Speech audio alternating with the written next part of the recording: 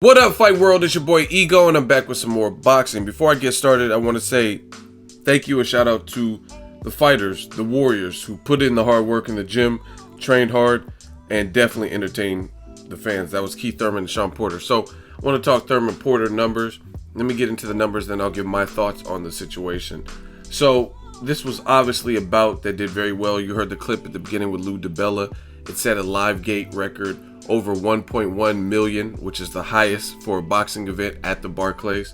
As far as the numbers, initially reported by, not me, I didn't do a video on it for this sole reason, but they had some preliminary numbers, but the official numbers came out, and Thurman versus Porter averaged 3.1 million views, and it peaked at 3.94 views at the end. And usually the peak's always going to be higher, but the peak at the end is because the first, let's say the first 8 rounds were fire, and people start posting like, oh my gosh, and tweeting, and then other people are like, oh, let me check this out, let me see why everyone's on my timeline, you know what I mean? And that's why it peaks towards the end, because word of mouth basically. And just so you guys know, so you guys don't suspect any kind of foul play, this is an actual letter from Showtime exec, and it's showing the numbers. Showtime Boxing, presented by PBC, Thurman Porter, main viewership. Keith Thurman versus Sean Porter, the most watched bout of the year thus far, with an average of 3.1 on Showtime. The same numbers that I just gave you with the peak, and that's coming directly from a VP, vice president at Showtime. Just so you guys know, because I prepared this, but I don't want people like, oh, you just put these numbers. So those are the numbers.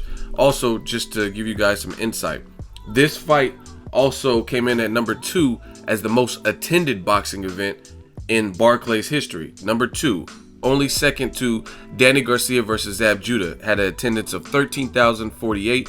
Thurman Porter had just under that, 12,718. And number 3 was Deontay Wilder versus Artur Szpilka, which was 12,668 for the attendance, amount of people who bought tickets or were in the house. And Wilder Szpilka was the first time boxing. See, these are a couple of landmarks some people don't know. It had 2 heavyweight bouts. The other one was Charles Martin versus Glaskov, and Wilder Szpilka was the main event. That was the first time Brooklyn had seen boxing in about 115 years, right? So people were excited. They get to see heavyweight fighting. Heavyweights are always exciting because you know someone could get knocked out. And then Szpilka, he was game, but that was one of the knockout of the year candidates. So that explains that, having high attendance. And then look at this. Here's a fun fact. Danny Garcia is from Philly. Zab Judah is from Brooklyn. The Barclays is in Brooklyn. So the point being, the reason I bring that up is because they are both East Coast fighters, meaning their fan bases are already made in that area, in that region. So it's no wonder that Danny Garcia, Zab Judah, holds the record. The Barclays was fairly new at that time. It was a championship fight. Danny Garcia's people, his people from his barber shop, people from his gym, they can travel, they can get on the freeway and go from Philly, drive to Barclays to support their fighter. Same thing with Zab Judah. All his classmates, his neighborhood, childhood friends, all the people in Brooklyn can go to watch the Brooklyn fighter. But when you look at this fight, Thurman Porter, not necessarily the same. Porter is from Cleveland. He's from the Midwest. And then you have Keith Thurman, who is from Florida. So neither one of them are from the East Coast, and they did these type of numbers, which is another great indication that it was a highly anticipated fight that people wanted to see. So I gotta say, with these Thurman Porter numbers actually coming out, the final numbers, I noticed a couple things. When the preliminary numbers came out, I think it was 2 million average, 2.6 was the peak that they were showing before all the data was collected and it was finalized to get all the views from all sources and all locations. People were saying, oh, 2 million, that's it. I expected so much more. I expected it to be 3-4 million. Now when it's said and done, it was 3 million, and it was close to 4 million as the peak. What do you say about the numbers now? You know what I mean? People are so willing to try to jump down the throat of premier boxing champ, to slander it, comparing it to Canelo versus Kirkland. First of all, that fight happened last year. Second of all, boxing is a sport of what have you done for me lately. People are not talking about Canelo Kirkland. They're talking about Canelo Liam Smith, which is the here and now, the current.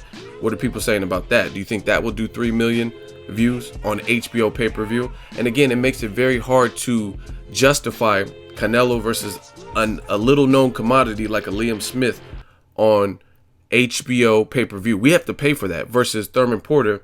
That was free entertainment. Not to mention Thurman Porter did not even have the initial co-main event that it was supposed to have with Abdomatis versus Jesus Cuellar because this couldn't get the clearance in North. Imagine that probably would have been from my early prediction. I think someone could have gotten knocked out.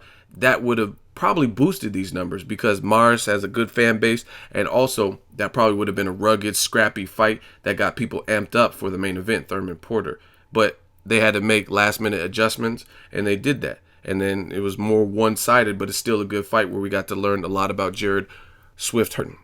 That Canelo Kirkland, since that's the comment I seen people were leaving, that happened last year off the heels of Mayweather Pacquiao. People who weren't even involved in boxing were talking about Mayweather Pacquiao. It was the biggest fight of ever. So of course, and Oscar De La Hoya and Golden Boy strategically used Mayweather and Pacquiao to promote their fight.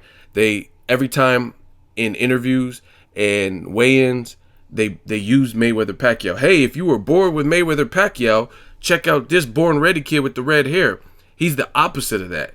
He's going to give you all the excitement versus Kirkland. Yeah. So they coattailed and they piggybacked off the Mayweather Pacquiao fight, and it worked for them, and they did 2 million. But that was the only fight on HBO that did over 2 million, because the argument is Canelo Kirkland did over 2 million on HBO, which has less people that subscribe to it than CBS, which is available to everyone. But just keep in mind, little did they tell you that HBO hadn't seen a fight that did those type of numbers over 2 million since Bernard Hopkins versus, I believe, Antonio Tarver in whenever that fight happened. You guys could do the research and put in the comment section.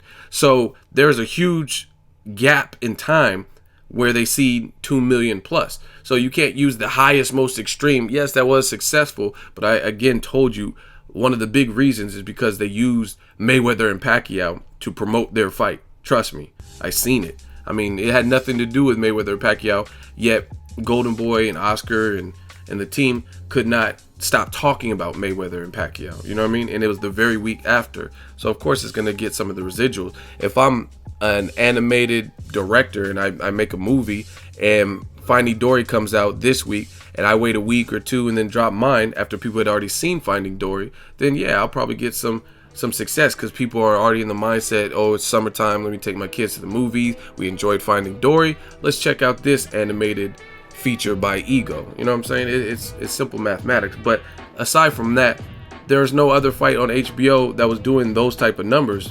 Yeah, there's a couple million clubs like Gennady Golovkin, Willie Monroe, but they weren't going over 2 million. So that whole logic doesn't make sense. So that means everything else that HBO promoted, like the Klitschko Brian Jennings fight or this fight or that fight, Triple G's fight, those were all a bust because those didn't do 2 million. The only one that did was Canelo Kirkland. So it's a weak argument. What these media writers and channels try to do is they take two extremes and compare them to each other. They do HBO's best with one of PBC's worst or something like that, like Fanfara versus Canelo. Oh, hey, Canelo did 2 million. But again, boxing is a what have you done for me lately, and Canelo's not in, he's kind of in the hot seat. You know what I mean? He's not in the most favorite position right now with Liam Smith. And again, we have to pay for that. So Premier Boxing Champs is definitely slaughtering the competition and making it harder for fans to justify fights that shouldn't happen. Thurman and Porter hit on all cylinders. It was a meaningful fight. It turned out to be fun the whole way through. Both fighters really wanted it, were hungry, did everything they said they were going to do, trained hard. We didn't have any like residuals where it got hit. Thurman's neck injury came into play and they had to stop it, or one of them quit, or it got it had to go to the judge's scorecard because of a cut. I mean, both fighters worked through that. I think they both had cuts, to be honest. They both got hurt. You know what I mean? And then on top of that, it did these type of numbers and set certain records for the Barclays. I mean, Al Heyman's doing what he wants. He's killing. That's just the best way to put it. So next thing you know, they're gonna keep switching it. That's what I noticed they do. If Al Heyman passes the 25 question test, then they say, oh, he could do 25 questions, but he can't pass the 50 question test. Then he passes the 50. Then he has to answer 100 questions and get an A. And they just keep changing the bar. You know what I mean? Now, next thing you know, Thurman versus Danny Garcia got to do 8 million because it's on regular TV. It's like no way to appease these people. But here with new media, you get that real. I speak from the heart and I back it up with facts. Now, with new media, I got a new saying. You can dislike, but you can't disprove. Let me say it again. You can dislike, but you can't disprove. Prove I'm lying if I ain't correct. Let me know what you guys think. Thurman, Porter, bravo. Shout out to Al Heyman. Thank you, Al Heyman. Thank you to the fighters and the teams, Porter and Thurman. They did the damn thing. And this was great for boxing. Now people are talking about Keith Thurman. All that, oh, he shouldn't have passed up the Rock Nation deal and Al Heyman's holding him back. It all makes sense now. And it's all justified. He passed up the deal. Now people are talking about, oh, Thurman Brook. Thurman, Danny Garcia. Thurman needs to fight Broner. Thurman, you know what I mean? People are talking, oh, what if Thurman moved up and fought Canelo? And that's what happens with the Premier Boxing Champs series. You get that type of exposure. You look at Oscar De La Hoya. People complaining when the preliminary numbers showed up and there were 2 million. Look at De La Hoya's LA Fight Nights or Fight Club or whatever it's called, right? They had fights, like a lot of low-level fights, and Jesus Soto Caras versus Kamagai, which they're trying to put on the Canelo Liam Smith card. Like, that's just gonna sell it.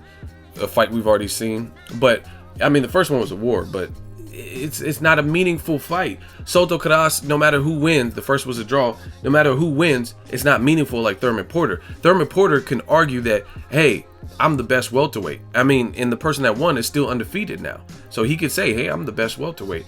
And go after the Brooks and the Danny Garcias and whoever else.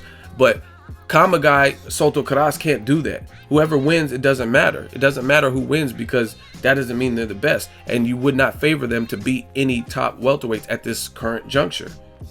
Period. You know what I mean? Soto Caras, they're warriors. Yes. Soto Caras lost to Maidana by stoppage. He lost to Thurman, who just won, by stoppage. Kamagai had a war with Guerrero but lost. Thurman beat Guerrero. You know what I mean? It's not a meaningful fight, right? So when you talk about even the 2 million, even though it actually surpassed that, when you talk about numbers like that, you got to look at it. If you were a fighter coming up, would you rather have 2 million people, 3 million people see your craft, which you trained for 6, 8, 10 weeks?